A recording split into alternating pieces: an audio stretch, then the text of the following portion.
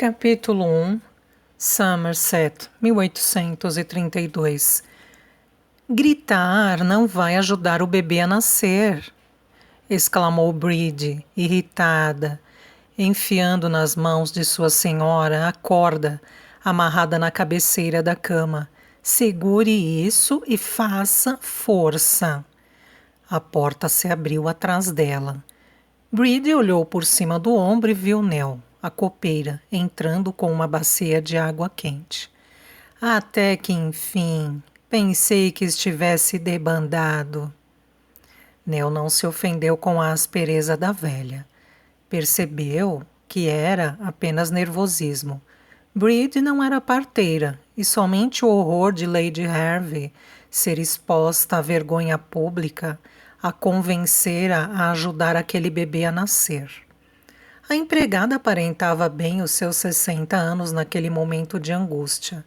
As mechas de cabelo grisalho escapando da touca engomada, o rosto gorducho, tenso e amarelado à luz das velas, e os olhos azuis, que normalmente cintilavam de alegria, embaçados pelo cansaço e pela ansiedade. Não seria melhor chamar o médico? Sugeriu Nell, quando viu as veias dilatadas e vermelhas transparecerem no rosto e no pescoço de Lady Hervey. Está demorando muito e ela está sofrendo. Bride a fulminou com o olhar e Nell entendeu que aquela não era a hora de dar opiniões. Então tirou o pano da bacia de água fria, torceu-o e enxugou a testa da patroa. Só esperava que Bride soubesse o que estava fazendo. Se Lady Hervey morresse, ambas estariam em apuros. O quarto estava fétido e abafado, quente como um forno, embora o fogo da lareira já estivesse quase apagado. As pesadas cortinas de tapeçaria ao redor da cama e os móveis escuros bem polidos contribuíam para a atmosfera claustrofóbica. Nell tinha visto os primeiros raios da aurora surgirem, quando fora buscar água quente na cozinha, e estava tão cansada que tinha a impressão de que poderia desabar ali mesmo. No ano anterior, ajudara no nascimento de seu irmãozinho, mas não tinha sido daquele jeito. A mãe estava andando de alguns minutos antes do parto quando então se deitou. Gritou um pouco e o bebê nasceu, tão facilmente como se fosse um leitãozinho engordurado. Até aquela noite, Nell pensava que todos os bebês nasciam dessa maneira. Mas Lady Hervey começara a gritar às 6 da tarde da véspera, e a dor só tinha piorado ao longo da noite. Sua linda camisola branca estava empapada de suor, e a barriga distendida parecia obscena à luz tremulante das velas. Se fosse isso o que se ganhava por estar com um homem, pensou Nell, preferia morrer virgem. Me deixe morrer junto com esta criança, gritou Lady Hervey. Deus, o Senhor já não me puniu o suficiente por minha perversidade.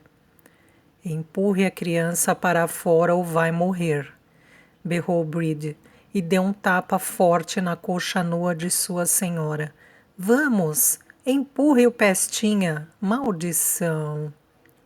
Não se sabe se por causa do tapa ou da ameaça de morte, os gritos de Lady Hervey se transformaram em uma espécie de urro, não muito diferente de uma vaca em trabalho de parto, e de repente ela estava empurrando com verdadeira determinação.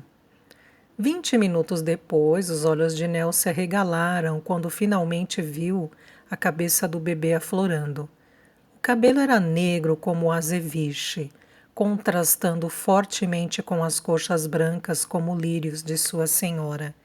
É isso, agora o bebê está vindo. A voz de Bride ficou mais suave com o alívio. Deixe-o vir sozinho, não empurre mais.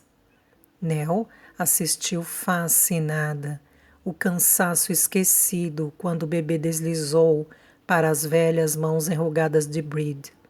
A barriga, que segundo antes parecia tão esticada e inchada quanto uma abóbora madura, de repente murchou, e a patroa soltou um leve suspiro de alívio por sua provação ter finalmente terminado.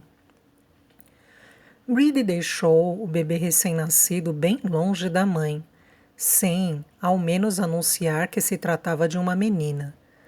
O olhar de Nell encontrou os olhos da mulher mais velha, viu o medo deles, e de repente a alegria e o encantamento que sentira com o milagre da nova vida se extinguiram. Aquela criança não estava destinada a viver. Bride não iria lhe dar um tapinha nas costas, nem soprar na sua boca minúscula, para ajudá-la a sobreviver. Estava fadada à morte. Acabou mesmo? Perguntou Lady Hervey, a voz de um mero sussurro rouco. Sim, acabou, milady, disse Bride, enquanto rapidamente amarrava o cordão umbilical e o cortava. É só expelir a placenta e poderá dormir e esquecer tudo isso. Nell olhou para a criança imóvel e silenciosa na cama. Seus irmãos e irmãs mais novos haviam todos nascido feios e arroxeados, com a cabeça careca. Eles tinham se esguelado, enraivecidos, em sua chegada apressada a um mundo novo e hostil. Mas aquela criança era bonita, com cabelos escuros e a boca parecendo um pequeno botão de rosa. Nell pensou que talvez fosse porque estava destinada a ir direto para o céu. O bebê morreu?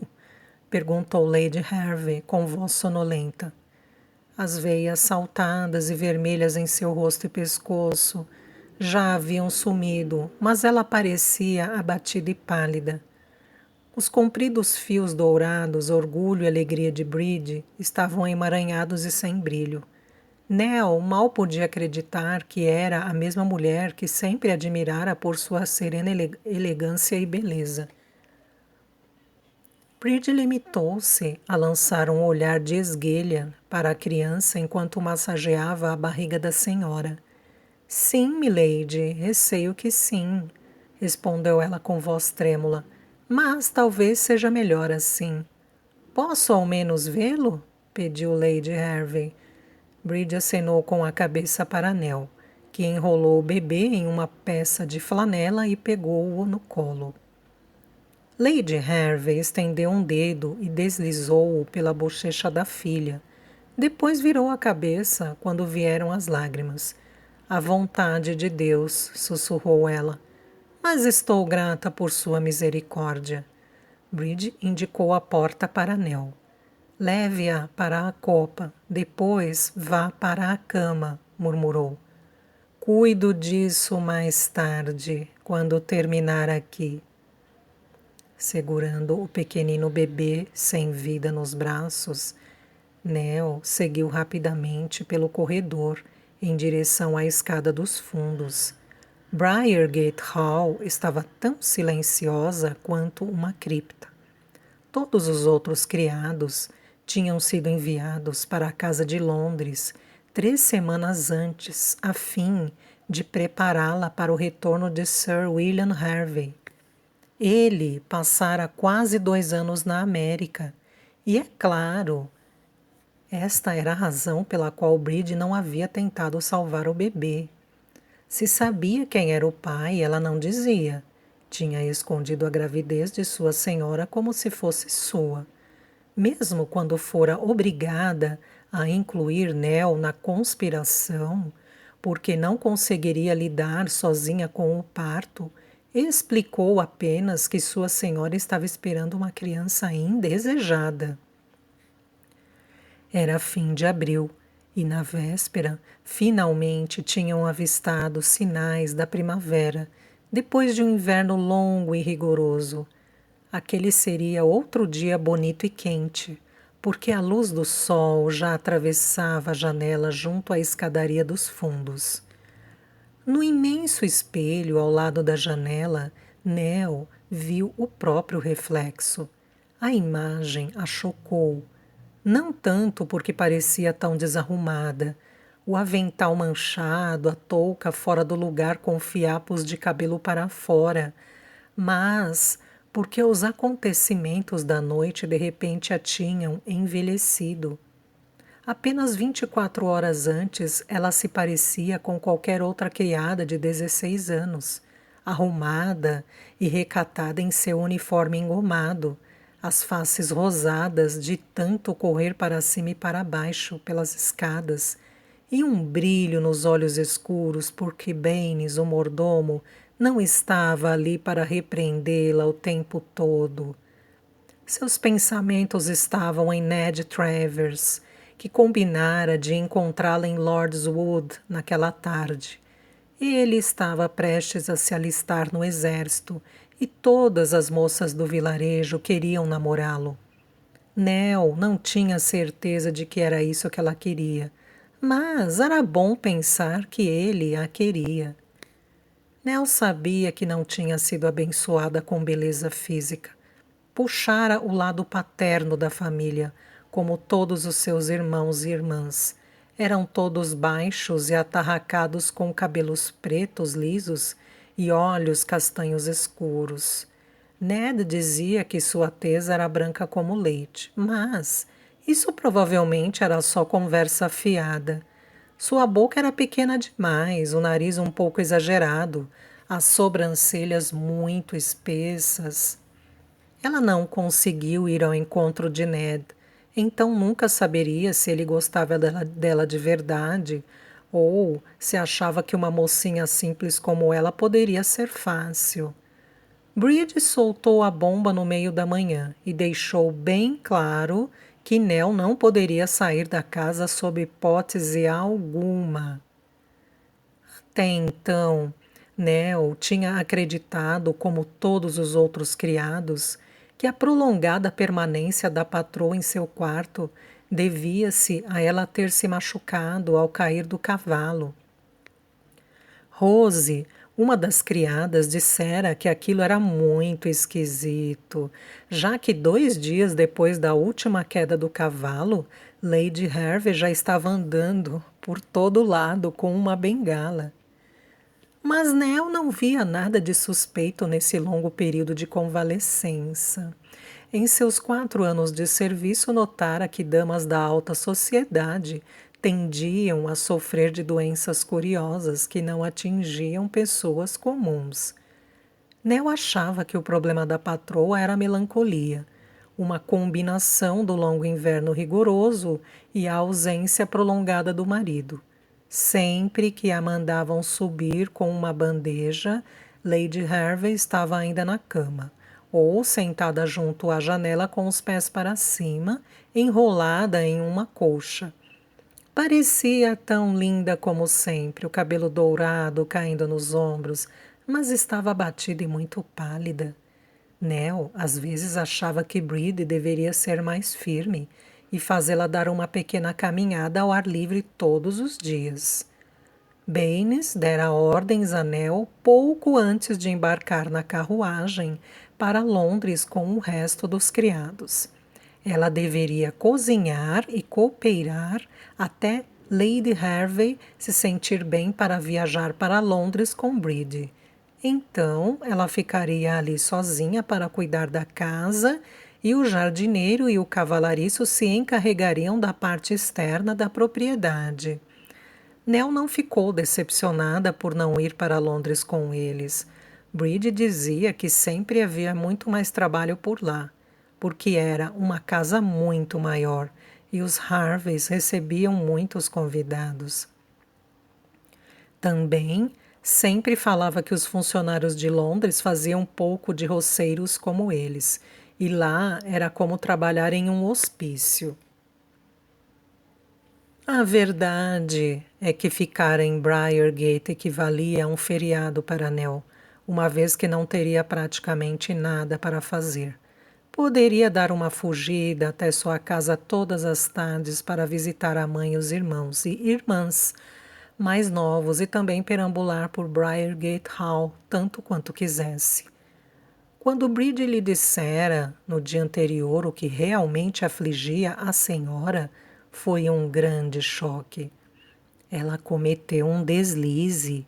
Foi a explicação de Bride, talvez imaginando que Nell não soubesse como os bebês eram feitos. E prometera dar um soberano anel, desde que a menina não dissesse uma palavra sequer sobre o que veria e ouviria nas horas seguintes. Bride declarara sem rodeios que esperava que o bebê não fosse sobreviver. Na véspera, esse prognóstico não parecia tão terrível. Bride estava apenas sendo prática, assim como o cavalariço quando afogou os gatinhos nascidos no celeiro. Todo mundo sabia que, de qualquer maneira, as senhoras tinham amas de leite para os bebês e dispunham de muito pouco tempo para a sua prole, até as crianças estarem quase crescidas. Porém, quando Lady Harvey entrou em trabalho de parto, não foi diferente de nenhuma outra mulher que Nell conhecesse. Ela suou, chorou, até gritou pragas grosseiras iguais às da desmazelada criada da taberna. Todo o linho fino e as rendas, as escovas de cabelo de prata e as joias não a impediram de parir aquele bebê exatamente como uma cigana qualquer nos campos. E assim como a mendiga mais comum lamentaria a morte de um filho, Nell sabia que Lady Harvey também o faria. Olhou para o pequeno embrulho em seus braços e as lágrimas brotaram-lhe nos olhos. Sua família não tinha nada, 10 crianças criadas em uma casinha minúscula com goteiras no telhado, mas cada novo bebê tinha sido recebido com alegria. Aquela bebê, no entanto, não fora beijada e nem sequer receberia um nome ou teria um enterro decente. O fardo de testemunhar tudo aquilo era pesado. Nell não sabia como ia encarar Lady Harvey depois daquilo, ou se um dia esqueceria o que aconteceu ali. Ela e Bride poderiam até ser amaldiçoadas por terem participado. Todos sabiam que uma maldição fora lançada sobre Sir John Popham. Ele fora um antepassado dos Pophams, que ainda viviam na Ham Street House, a mansão mais próxima de Briargate, do outro lado de Lord's Wood. Sir John fora juiz no julgamento de William Darrell, de Little Colt, acusado de assassinar um bebê recém-nascido jogando-o no fogo. Darrell lançou a maldição sobre os Pophams, porque o juiz tirou-lhe, juntamente com Hampstead, que fazia parte da propriedade em troca da sua absolvição. A maldição foi que a família Popham nunca teria um herdeiro homem, e eles nunca tiveram um menino, apenas meninas.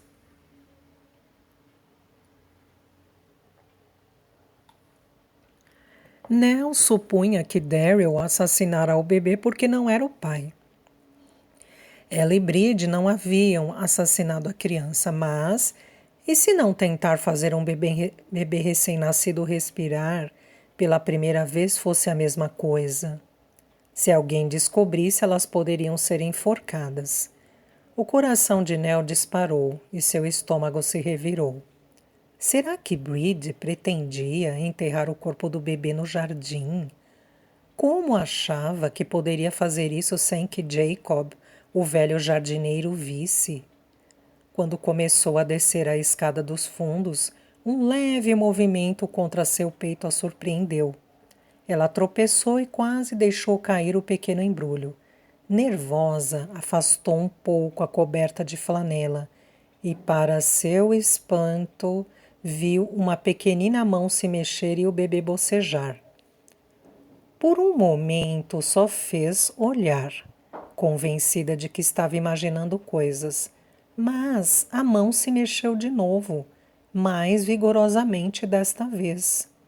É um milagre, exclamou, sua voz ecoando na escada. Todos sabiam que bebês recém-nascidos choravam para anunciar que estavam vivos e passando bem. Ela nunca tinha ouvido falar de algum que ficasse em silêncio, a não ser que fosse muito fraco para sobreviver. A menos que aquela fosse uma filha das fadas. A educação de Nell se resumia ao que tinha aprendido com o reverendo Gosling entre os 6 e 8 anos, reconhecer as letras e fazer contas. Mas tinha aprendido superstições desde pequena, com os pais e os mais antigos da aldeia. Dizia-se que os filhos das fadas vinham ao mundo para trazer boa sorte. Eles podiam ser reconhecidos por sua chegada inesperada, sua beleza excepcional e sua natureza amável. John Stott, que era estéril, de repente com mais de 40 anos, dera à luz uma menina que parecia um anjo. Joan em Amos Stott e Amos Stott mal conseguiam subsistir vivendo de suas terras, e ninguém esperava que sua filhinha pudesse sobreviver, mas foi o que aconteceu. E mal a colocaram no berço, as galinhas dos Stotts começaram a pôr ovos. Suas colheitas aumentaram e até a velha porca produziu uma ninhada de 12 belos leitões. A criança agora estava com mais de 6 anos, ainda tão bonita quanto uma manhã de maio, e os Stotts estavam se tornando quase prósperos. No entanto, fosse a bebê de Lady Hervey um milagre ou uma filha das fadas, Nell sabia que Bride não se alegraria ao encontrá-la viva. Ela estava a serviço dos Dorvilles, a família de Lady Hervey, desde os seus 14 anos. Passara de auxiliar de cozinha a ama seca. E 8 anos antes, quando Anne, a mais nova, se casou com Sir William Hervey, Bride veio para Briargate com ela como sua criada pessoal.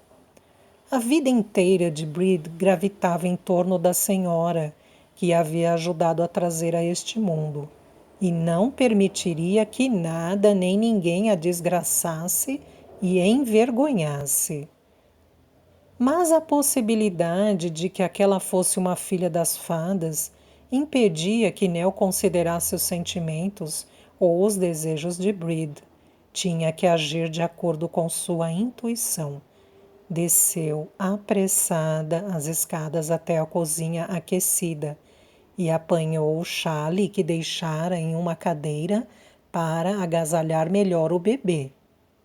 Desalojou o gato do assento da cozinheira, que ficava num canto, colocou a criança na almofada e correu para fora, para encher a chaleira na bomba de água. Quando Nell ouviu o passo pesado e lento de Bride na escada, quase 1 hora depois, já estava claro lá fora, com o sol quente entrando pela treliça da janela junto à pia. A bebê agora estava lavada, embrulhada em flanela limpa e profundamente adormecida em uma cesta de roupa lavada perto do fogão. Tinha aberto os olhos assustada quando Nell tirou a flanela suja e berrou indignada enquanto era lavada. Entretanto, assim que foi embrulhada de novo, voltou a dormir. Não disse para você ir para a cama? Resmungou Bride, mal-humorada, quando entrou na cozinha, carregando um pesado balde de água suja em uma das mãos, uma bacia coberta no outro e pilhas de panos manchados de sangue debaixo de cada braço. Ela parecia exausta. Tinha os ombros curvados e o avental manchado de sangue, e respirava ruidosamente com o esforço da caminhada até a cozinha. A menina está viva, disse Nell, apontando para a cesta. Bride empalideceu e deixou cair seus fardos, espirrando água no chão. Ah, meu Deus, Maria, Mãe de Deus! Exclamou, persignando-se e olhando assustada para a cesta. É uma criança sadia e bonita, arriscou Nell, temerosa. Ainda que simpatizasse com Bridge e sua senhora, pois sabia quantos problemas um bebê vivo poderia criar para ambas, não podia deixar de ficar satisfeita em tê-lo ajudado a sobreviver. No entanto, ao mesmo tempo, também sabia que moças como ela podiam ser demitidas por interferir no que não era de sua conta, e Bridget de certo acharia que era exatamente o que ela havia feito. A velha ama soltou um soluço de tristeza e pôs as mãos no rosto consternada. Ah, meu Deus! Exclamou. O que vou fazer agora? Nell logo se aproximou e a abraçou, como faria com a própria mãe se ela estivesse aflita. Bridget tinha sido bondosa com ela desde o seu primeiro dia em Briargate, quando ainda era só uma menina apavorada de 12 anos, sem a menor ideia do que significava deixar a própria família e entrar para o serviço doméstico de uma casa. Foi Bridget quem insinuou que as habilidades de Nell estavam sendo desperdiçadas na cozinha e que ela deveria ser treinada como copeira.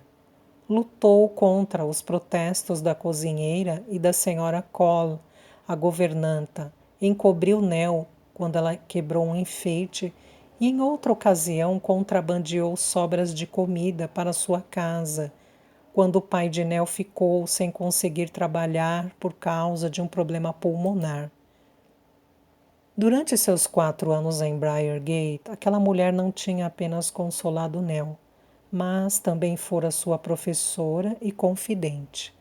Graças a ela, Nell podia ajudar sua família. Tinha boa alimentação, roupas decentes e perspectivas.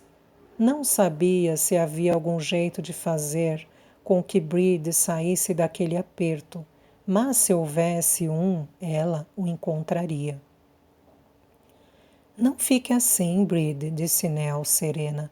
Estamos cansadas agora, mas se pensarmos juntas, vamos dar um jeito. Vou fazer um chá e depois você vai para a cama. Vou pôr esses panos de molho e ficar de ouvido atento à patroa. Bride afastou-se dos braços de Nell e enxugou os olhos na bainha do avental. Seus olhos azuis ainda estavam marejados, mas a copeira notou que ela se esforçava para recobrar a compostura. Você é uma boa menina, disse com voz trêmula, mas é você quem deve ir para a cama. Eu vou me sentar aqui um pouco com meu chá e depois voltar para o andar de cima. Posso dormir na cadeira do quarto da senhora. Posso levar a bebê comigo? Perguntou Nell. Bride balançou a cabeça. Ela ficará mais aquecida aqui. Vá para a cama.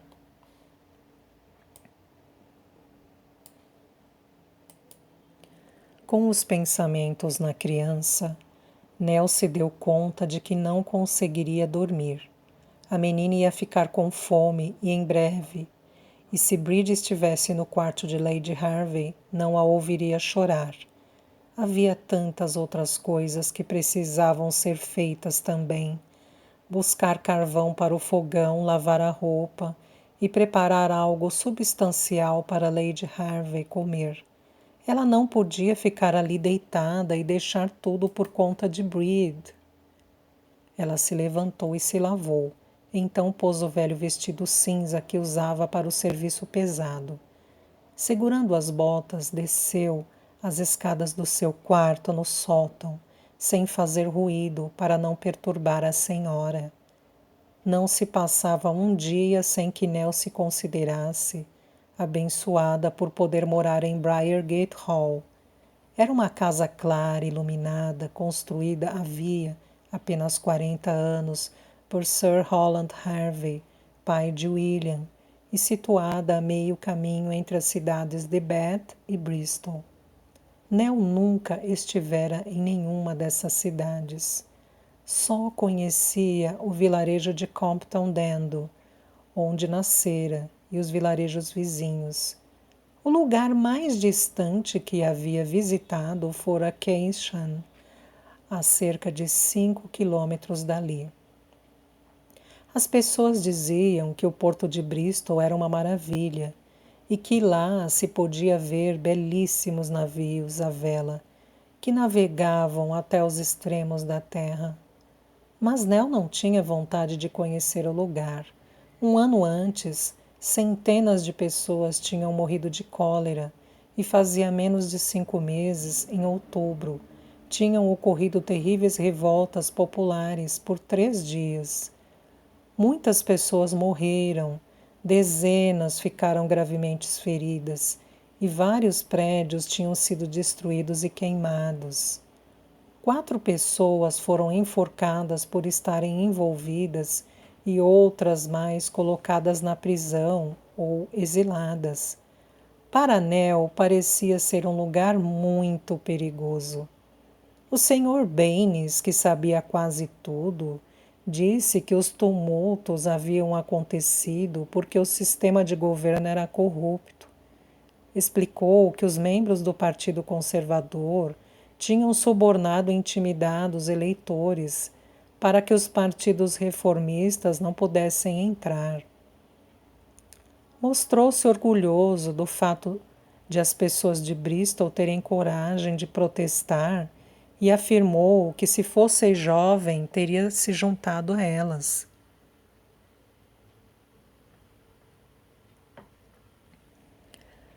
Nell ouvira dizer que Bath, a outra cidade próxima, era muito diferente de Bristol, pois era onde a nobreza ia tomar suas águas especiais e se divertir. Baines contou que era uma cidade linda, com ruas largas, casas esplêndidas e lojas cheias de produtos de luxo de deixar uma pessoa de queixo caído. A cozinheira, porém, afirmava que aquilo era um antro de perdição, com as ruas repletas de batedores de carteiras, e que as tais águas tinham um gosto tão ruim que só faltavam matar as pessoas. Por isso, Nell achava que aquelas cidades não tinham nada muito interessante para uma moça como ela.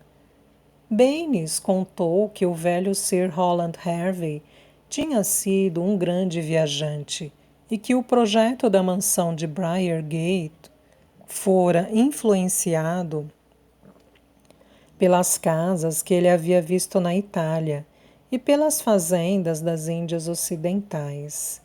Ele trouxera da Itália um mármore preto e branco para o piso do saguão, juntamente com as estátuas de mármore no jardim, e em vez de construir a casa com a pedra da região, ele usara tijolos cobertos com uma espécie de argamassa rosada.